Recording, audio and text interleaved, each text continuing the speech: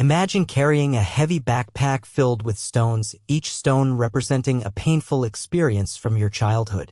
Now picture trying to form deep, trusting relationships while still shouldering that heavy load.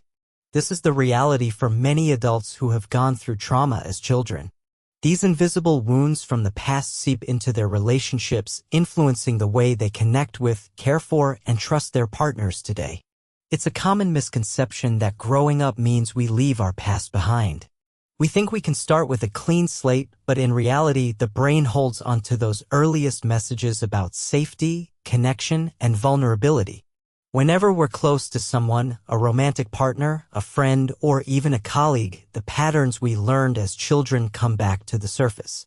Did you grow up in a home where love was unpredictable or painful? Did you feel neglected or ignored? Did you suffer abuse or lose someone you care about suddenly? All these experiences shape your nervous system and your ability to form healthy relationships. This is not a weakness or a character defect. It's simply the way your brain adapted to keep you alive and protect you when you were vulnerable. When a child is injured physically, emotionally, or sexually, their nervous system goes into survival mode. Instead of developing healthy attachment patterns, they learn to be constantly vigilant, looking for danger, interpreting signals in their relationships as potential threats, or closing themselves off to avoid further harm. This sets up a difficult paradox in adulthood. We want connection, but we're afraid of it at the very same time. Some people become clingy, afraid of abandonment, always needing affirmation.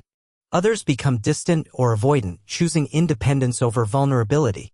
Some find themselves choosing partners who repeat the patterns their caregiver left, choosing someone unreliable or threatening.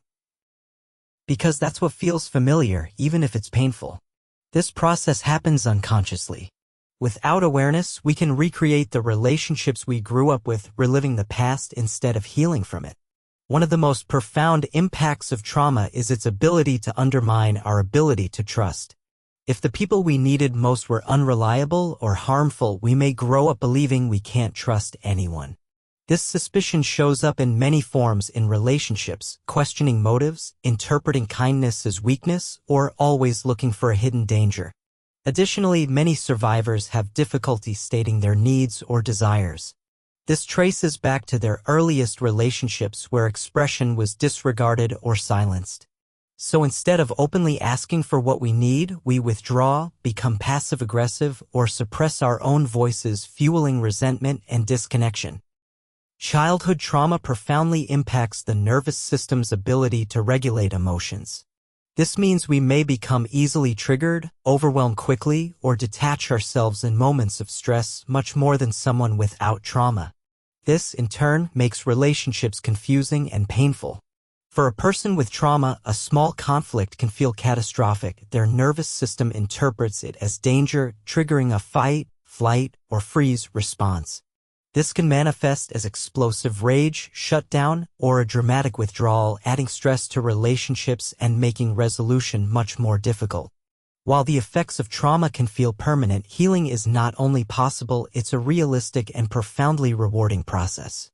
Healing involves turning inward with compassion and understanding, honoring the wounded parts of yourself, and slowly developing new patterns of trusting, loving, and connecting with others. Therapy, especially trauma-informed therapy, can be a powerful way to aid this process. Support groups, journaling, yoga, and mindful practices can help ease nervous system reactivity. Furthermore, developing healthy boundaries, honoring your own needs, and choosing relationships that foster safety, loyalty, and kindness can enable you to break free from the past's grip. While growing up with trauma leaves deep and painful traces, it also instills tremendous resilience, creativity, compassion, and understanding. Trauma survivors often become exceptionally empathetic, able to appreciate loyalty, kindness, and care in relationships precisely because they know how much those qualities matter. When you do the healing work, you can transform your relationships from a battleground into a sanctuary, a place where vulnerability, trust, passion, and deep connection flourish. Your past is a significant and formative chapter in your story, but it's not the whole book. Healing is a process, a process of honoring your struggles while slowly letting them go. This lets you move forward, break generational patterns, and create relationships filled with understanding, compassion, and deep connection. Whatever you've been through, there's a way forward. Healing is not easy, but it's worth it for you, for your future, and for the relationships you care about most.